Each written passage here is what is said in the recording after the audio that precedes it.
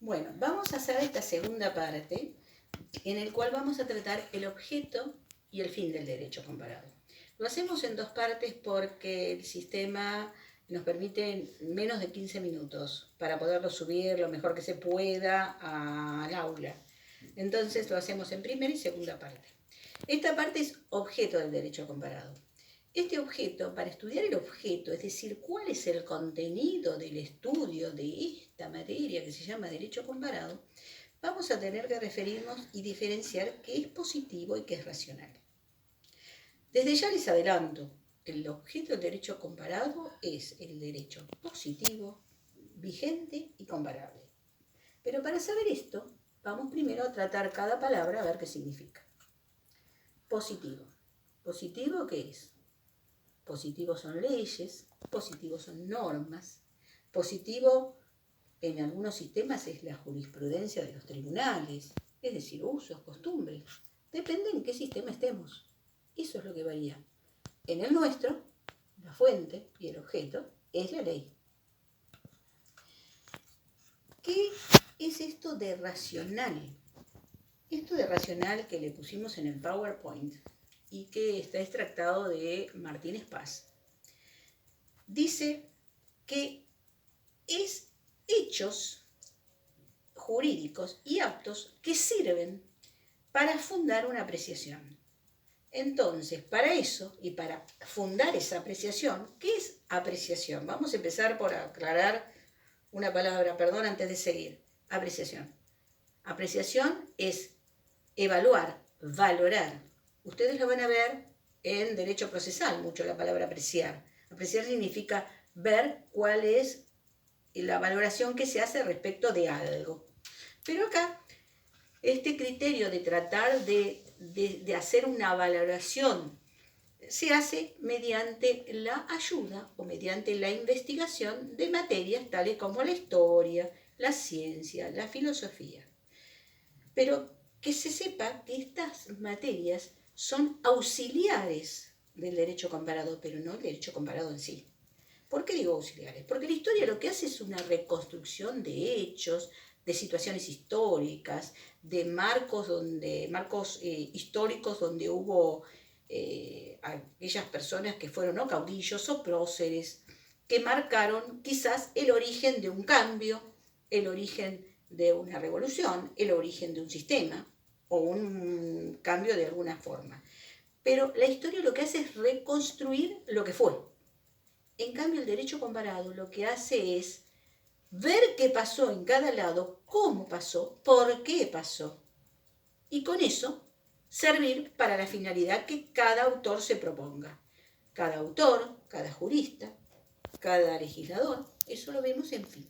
Pero sepan que tiene que como finalidad algo. Acuérdense, hace un ratito les dije que Martínez Paz quería que se forme un sistema de derecho positivo actual. Entonces, la historia es reconstrucción de los hechos. ¿Es un auxiliar? Sí, es un auxiliar, pero no es derecho comparado. La ciencia y la filosofía nos pueden establecer un criterio de investigación a ver si es válido o no por el criterio de falacia o error, en el caso de científico. Pero en el caso de filosofía es establecer el porqué de algo, el porqué, el para qué. Entonces, vale como estudio filosófico, pero eso por sí solo tampoco es derecho comparado. Entonces, vamos a ver qué es esto de derecho positivo. Ya dijimos que eran normas, ya dijimos que podían ser usos, costumbres en algún otro sistema, jurisprudencia, pero que son de cumplimiento o acatamiento obligatorio por la sociedad en la cual se cumplió. Cuando digo se cumplió me refiero, estuvo vigente, y por eso la palabra vigente. La palabra vigente quiere decir que cuando vamos a comparar, sí o sí, tiene que tratarse de derechos que tuvieron en práctica. Después, capaz que dejaron de usarse por alguna razón. El por qué lo estudiaremos para mejorar el derecho, cambiar el derecho o derogar el derecho. Pero eso después. Pero el objeto tenemos que ver que estuvo en la práctica cumplido. Y que sean comparables, porque nosotros para ser comparable a algo tiene que ser a un mismo grado de similitud de características, a veces similitud de cultura, de tiempo, es decir, tiene que haber características comunes a esos derechos que queremos comparar. Entonces, el objeto del derecho comparado es positivo, vigente y comparable, que es el que permite llegar a conocer. Pasamos, pues, entonces a ver esa finalidad del derecho comparado. Y la finalidad del derecho comparado es hacia qué nos encaminamos. Y para ello tenemos dos tareas, una teórica y una práctica. La tarea teórica consiste en hacer, por ejemplo, un reconto, un inventario de legislaciones, ver los fines de esos derechos, ver comparativamente para qué sirvieron, cómo sirvieron, y para ello se valen de te puede hacer de tres formas. Simplemente con una función comparativa, o decir, simplemente para saber qué había, qué era y cómo era y para qué, o a quién se aplicó. O, por ejemplo, para crear derecho, la segunda función, creación del derecho. Es decir, nos fijamos qué pasó en otro país de una cultura semejante al nuestro para ver cómo se trató tal tema, qué resultados tuvo y vemos si nos sirve para nosotros crear nuestro propio derecho acá. Cuando digo acá nos referimos como estudio del derecho comparado, porque evidentemente en otro país lo van a ver para otro estudio y de otra forma.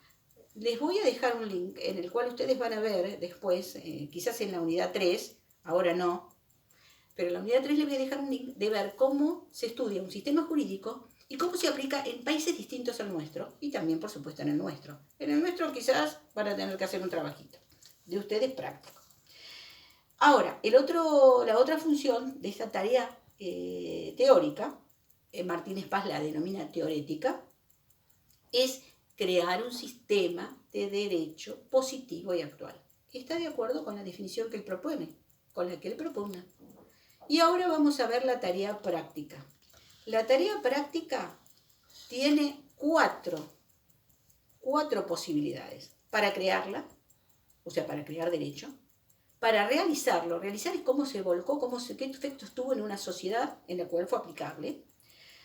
Para simplemente conocimiento, es decir, para adquirir conocimientos o transmitir conocimientos, o para una apreciación. ¿Qué es para la apreciación? El jurista o el juez que hacen una valoración de cómo se tiene que aplicar o cómo resulta en una sociedad, o en un caso, mejor dicho. En el caso del jurista puede ser en un ámbito o en una disciplina. En el caso del juez, en el caso que tenga que resolver.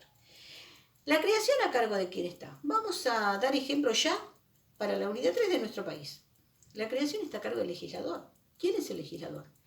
La autoridad institucional de cada país legitimada por sus normas para crear derecho.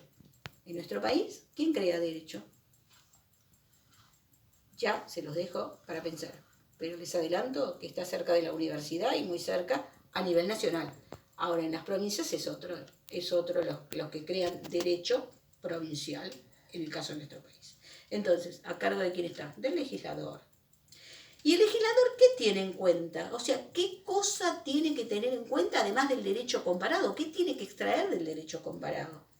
Tiene que extraer la inspiración. A ver, vamos a legislar sobre tal cosa que en este momento es útil para nuestra sociedad. Vamos a legislar sobre los decretos de necesidad de urgencia que tuvieron que sacar y legislar para que se cumpla un aislamiento, porque para tratar de evitar algo que es priorizar, en este caso, la inspiración política quiso priorizar la salud de la población. Y sí, es lógico, porque si no tenemos salud de población, no vamos a tener ni la economía, ni esto, ni lo otro. Entonces aquí eso. ¿Pero por qué les doy este ejemplo con esto? Porque es lo que nos pasa en la actualidad. En su momento les podría haber dado el ejemplo de que acá en nuestro país se empezó a hacer contratos de alquiler sobre vehículos. No estoy hablando de los Uber, estoy hablando del leasing, que se tomó de Inglaterra y se miraba cómo era allá esos contratos que no eran alquiler de inmuebles, sino de cosas muebles, pero con opción a compra. O sea, no era una compra-venta, pero tampoco era un alquiler. Se llamó leasing. Acá no estaba legislado.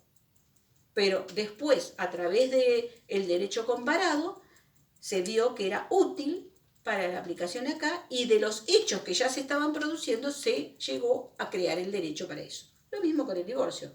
Acá, por ejemplo, había el divorcio que no era vincular, es decir, no había posibilidad de volverse a casar, digamos, en unión de matrimonio por segundo casamiento, se tomó de países de cultura semejante a la nuestra, semejante en cuanto al sistema jurídico, semejante a cuestiones de la mayoría del pueblo, de los criterios religiosos de libertad de religión que había o no, y se creó la posibilidad del divorcio vincular en que se... ¿Por qué les digo esto? Son grandes temas en los cuales se utilizó el derecho comparado. ¿Para qué?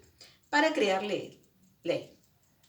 La segunda que les dije de tarea práctica era realización. ¿Qué es realización? ¿Cómo se dio y cómo se cumplió en la sociedad? Y para ello, ¿qué se hace? Se valió de los estudios que hace la sociología. O sea, de cómo se da en una determinada sociedad va a estar a cargo de sociólogos o de ver cómo la lógica se implementó eso para ver si fue útil, no fue útil, hay que cambiarlo, hay que ampliarlo, hay que no ampliarlo. Entonces, esta tarea práctica es el fin que se propicia para el uso del derecho comparado.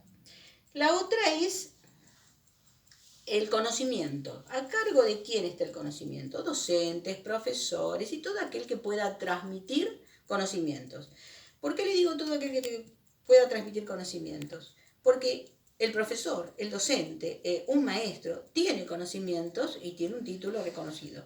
Pero en aquellos lugares donde no hay, ustedes no piensen solamente en Argentina, piensen, por ejemplo, en un pueblito chiquito de una tribu no sé, de África o de otros pueblos donde no hay instituciones oficiales, esto y lo otro, el conocimiento está a cargo de otras personas que tendrán otros nombres, el jefe de la tribu, el caudillo, otros nombres, pero no necesariamente eso. En los países más culturizados o más civilizados está a cargo de docentes. Y para ello se valen de métodos de interpretación y métodos de aplicación de esas normas jurídicas.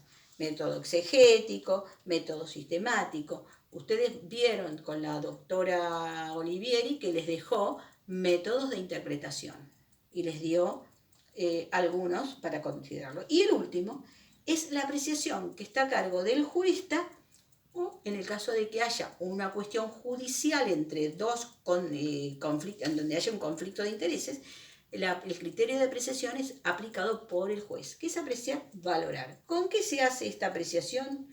Con una actividad intelectiva, que es el racional, el razonamiento, porque a través de se infiere cómo el derecho se ve aplicado, ya sea por el jurista en cómo fue y cómo se dio en la práctica, o por el juez en un caso dado. A veces hay un conflicto, yo opino blanco, el otro opina negra, y resulta que no es ni blanco ni negro, es blanco tiza o negro o gris. Todo esto que ustedes ven sirve para que el derecho comparado descubra una idea esencial de aquello que se dio en cuanto al derecho y cómo se aplicó en la práctica, y ese es el objeto y el fin del derecho comparado.